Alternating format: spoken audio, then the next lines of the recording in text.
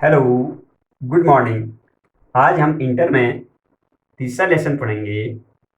उसका नाम है मानव जनन, ह्यूमन रिप्रोडक्शन। जनन हमने पहले भी पढ़ा था। जनन की डेफिनेशन: जो जीव अपने जैसे जीव को जन्म देता है, जो जन्म देता है वो जनक कहलाता है। जो बच्चे पैदा होते हैं वो संतति कहलाते हैं। वो संतति भी आगे जाके वयस्क होकर जनन करती है और अपने जैसे जीव को जन्म देती है, और यह क्रिया निरंतर चलती रहती है।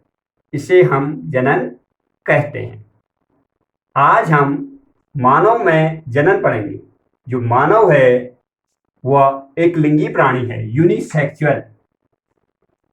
यूनिसेक्सुअल यूनिसेक्सुअल मीन्स एक लिंगी, जिसमें नर व मादा अलग अलग होते हैं। मनुष्य में भी नर अलग है और मादा अलग है। इसमें नर में शुक्राणु का निर्माण होगा उसके वृषण में, और मादा के अंडाशय में अंडाणु का निर्माण होगा। इस क्रिया को हम गैमिटोजेनेसिस करते हैं, युग्मकों के निर्माण को। यहां देखेंगे, ये मोस्ट इंपोर्टेंट है, युग्मक जनन, या हम इसे बोलते हैं गैमिटोजेनेसिस। गैमिटोजेनेसिस, युग्मक जनन। युग्मक जनन किसे कहते हैं? What is gametogenesis?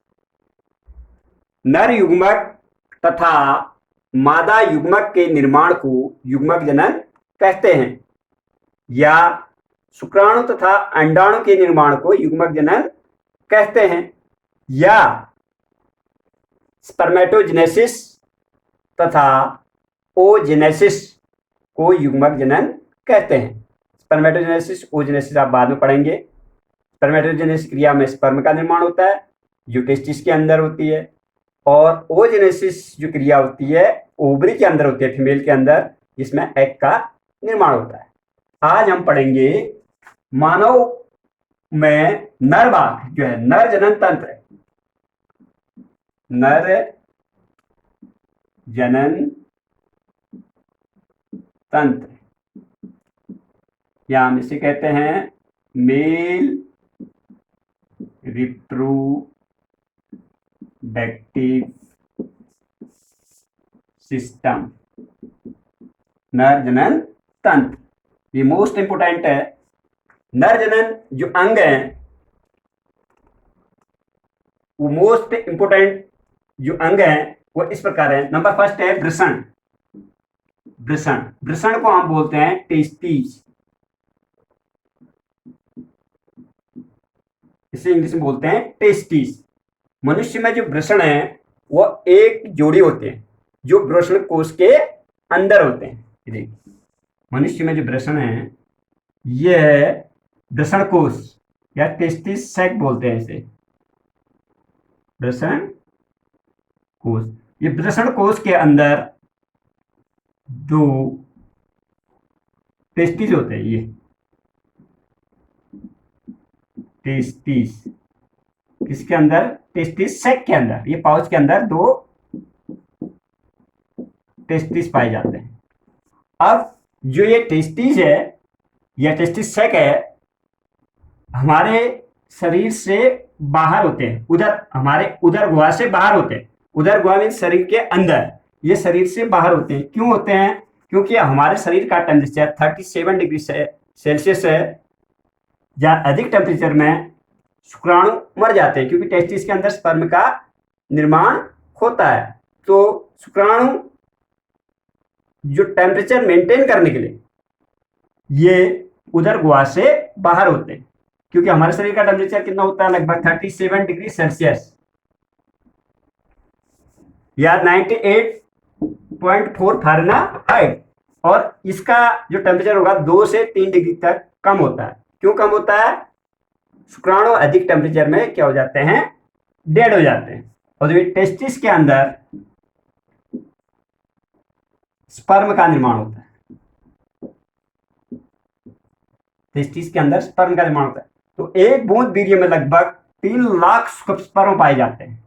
तो ये स्पर्म का निर्माण टेस्टिस के अंदर जो मेल है, मेल में एक हार्मोन शायद होता है टेस्टिस से। टेस्टिस से जो मेल हार्मोन है वह है टेस्टिस्टेरॉन, टेस्टिस्टेरॉन हार्मोन,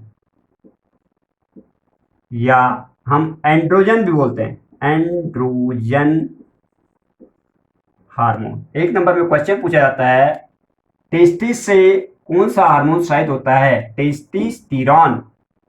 ये टेस्टिस्टेरॉन का फंक्शन क्या है? मुख्य कार्य तो है इसका स्पर्म का निर्माण, दूसरा जननांगों का विकास होना, दाढ़ी मूंछ का आना, शरीर का विकास होना। किसका कार्य है? टेस्टिस्टेरॉन का। और आवाज का मोटा होना। किस हार्मोन का कार्य? टेस्टिस्टेरॉन हार्मोन का कार्य। टेस्टिस्टेरॉन की कमी होने से स्पर्म की भी कमी हो सकती है और उस व्यक्ति में नपुंसकता आ सकती है। इसलिए जो मेल पार्ट है, मेल रिप्रोडक्टिव ऑर्गन, मुख्य क्या है? टेस्टिस है। बहुत से प्राणियों में, जैसे कुछ प्राणियों में, व्हेल मछली या हाथी में, जो ये वृषण कोश है ये उदर गुहा में होता है, शरीर के अंदर होता है। और कुछ प्राणियों में, जैसे चूहे में और गिलहरी में, जब मैथुन क्रिया होती है उसी समय टेस्टिस उदर गुहा से बाहर निकलते हैं। ये मोस्ट इंपोर्टेंट है। तो फर्स्ट पार्ट आपने पढ़ा मेल पार्ट, वृषण या टेस्टिस, और टेस्टिस के से जुड़ा हुआ जो ऐसे करके ये ऐसे करके इसमें अधिवृषण पाया जाता है। दूसरा पार्ट है जो अधिवृषण, जैसे हम बोलते हैं एपिडिडाइमिस इंग्लिश में। अधिवृषण, अधिवृषण किससे? वृषण से चिपका रहता है। ये ऐसे 5 से 6 मीटर तक, 6 मीटर तक मुड़ी हुई होती है। पहले ज्यादा मुड़ी हुई रहती है, फिर यह डक्ट में पतली होती जाती है ऐसे। ये अधिवृषण मनुष्य में 6 मीटर तक लंबी होती है। 6 मीटर, 6 मीटर तक लंबी होती है। और जो शुक्राणु कहाँ बनते हैं? टेस्टिस में बनते हैं। ये बन के कहाँ आते हैं? एपिडिडाइमिस में, अधिवृषण में आते हैं। ये अधिवृषण में 1 महीने तक सक्रिय रह सकते हैं। अधिवृषण इसे न्यूट्रिशन देता है, न्यूट्रिशन देता है और कॉन्स्ट्रक्शन भी करता है। कॉन्स्ट्रक्शन करके ये शुक्राणु ये 5-6 मीटर की नली में घूमते हुए दूसरी नली में आते हैं, वह है वेस डिफरेंस, शुक्र वाहिनी, या इसे हम बोलते हैं वेस डिफरेंस या शुक्र वाहिनी। एपिडिडाइमिस से शुक्र वाहिनी में पहुंचते हैं स्पर्म। यहां से 6 मीटर से यह होती है लगभग 40 सेंटीमीटर तक लंबी होती है नलिका। शुक्राणु यहां से गुजरते हुए हमारे कहां पहुंचते हैं? वेस्ट डिफरेंस में पहुंचते हैं। वेस्ट डिफरेंस के बाद एक ये नली कनेक्ट होती है शुक्राशय से, शुक्राशय, शुक्राशय या इसे बोलते हैं सिम्नल वेसिल, सिम्नल वेसिल, शुक्राशय। और वेस्ट डिफरेंस खुलती है फिर सिम्नल वेसिल में। शुक्राशय, शुक्राशय महत्वपूर्ण पार्ट है। यहाँ पर शुक्राणु इकट्ठे रहते हैं।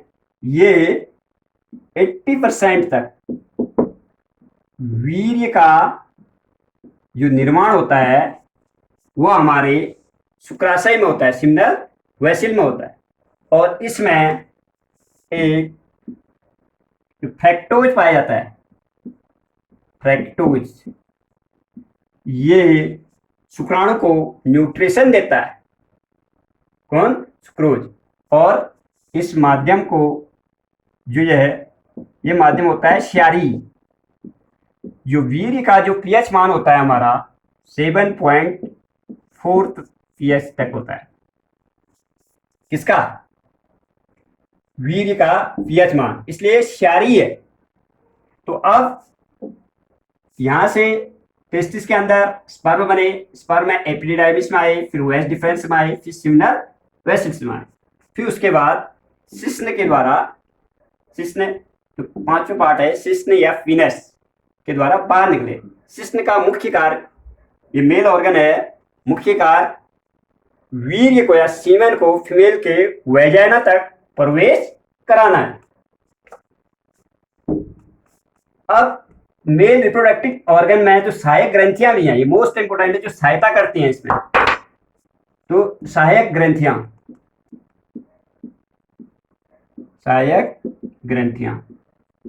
जो पहली सहायक ग्रंथि है प्रोस्टेट ग्लैंड।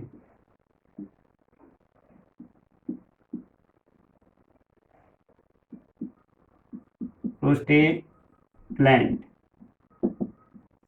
मनुष्य में एक जोड़ी प्रोस्टेट ग्लैंड पाई जाती है। जैसे ये यूरिनरी ब्लैडर है, यूरिनरी ब्लैडर या मूत्राशय, यूरिनरी ब्लैडर के ठीक नीचे यहाँ पर सिग्नल वेसिल्स भी होता है, शुक्राशय भी होता है, और यहाँ पर एक जोड़ी, लेफ्ट साइड को और राइट साइड को एक जोड़ी हमारे पाए जाते हैं प्रोस्टेट ग्लैंड। ये मेल में प्रोस्टेट ग्लैंड, ये प्रोस्टेट ग्लैंड जो है 20 से 30% इसमें वीर्य का निर्माण होता है। किसमें? प्रोस्टेट ग्लैंड में 20 से 30% तक शुक्राणु का निर्माण होता है, और ये शुक्राणु को गति प्रदान करते हैं। इसमें एक द्रव निकलता है जो शुक्राणु को गति प्रदान करता है। कभी कभी 50 से 60 वर्ष में कुछ मनुष्य में प्रोस्टेट ग्लैंड फूल जाते हैं, ऐसे करके फूल जाते हैं, तो हमारा ये मूत्र मार्ग बंद हो जाता है। ये यूरिनरी ब्लैडर है, मूत्राशय, जहाँ मूत्र इकट्ठा रहता है, और ये यूरिनरी ट्रैक्ट है। ये यूरिनरी ट्रैक्ट मीन्स मूत्र नलिका। जैसे टॉयलेट होने में उस व्यक्ति को जरा दिक्कत होती है, क्योंकि ये फूल जाते हैं, ये मूत्र मार्ग को बंद कर देते हैं, जैसे रुक रुक के टॉयलेट होते हैं। इस पेशेंट को हम देखते हैं तो अल्ट्रासाउंड में देख के फूले हुए दिखते हैं, तो हम इसे ऑपरेट करके निकाल देते हैं, जिस कारण यूरिनरी ट्रैक्ट साफ हो जाता है रास्ता, और यूरिन इससे बाहर आसानी से निकल सकती है। और दूसरी ग्लैंड है हमारी काउपर्स ग्लैंड। ग्लैंड है काउपर्स ग्रंथि। काउपर्स ग्रंथि भी इसके ठीक नीचे, प्रोस्टेट ग्लैंड के ठीक नीचे, ये भी एक जोड़ी होती है। काउपर्स ग्लैंड, प्रोस्टेट ग्लैंड के ठीक नीचे एक जोड़ी काउपर्स ग्लैंड होती है। इस ग्लैंड में भी एक श्यारी पदार्थ निकलता है, श्यारी है ये चिपचिपा पदार्थ निकलता है, जो शुक्राणु को तरलता प्रदान करता है, और जो ये द्रव निकलता है इसका, ये भी यूरिनरी ट्रैक्ट में ही खुलता है। और प्रोस्टेट ग्लैंड का से जो स्राव होता है, ये भी यूरिनरी ट्रैक्ट में ही आता है। तो ये मुख्य हमारी सहायक ग्रंथियां हैं, prostate gland and Cowper's gland. इसके ऊपर आपकी आएगी शुक्राशय। तो ये मेल रिप्रोडक्टिव ऑर्गन हमारा क्या है? मुख्य रूप से मेल रिप्रोडक्टिव ऑर्गन हमारा वृषण है, टेस्टिस, दो एक जोड़ी पाई जाती है। फिर अधिवृषण है, ये भी एक जोड़ी, दो ऐसे आती हैं। और तीसरा है वेस्ट डिफेंस, दो नलिकाएं ये ऐसे होते हैं, दोनों कनेक्ट होती है। कहाँ? सिग्नल में से शुक्राशय में, शुक्राशय में इकट्ठा होगा और शिश्न से बाहर निकलेगा। इसके अलावा और प्रोस्टेट ग्लैंड और काउपर्स ग्लैंड, ये सहायक ग्रंथियां हैं जो शुक्राणु को तरलता प्रदान करते हैं और गति प्रदान करते हैं। ये मोस्ट इंपोर्टेंट है और इसका नोट्स बनाएंगे। Okay, thank you.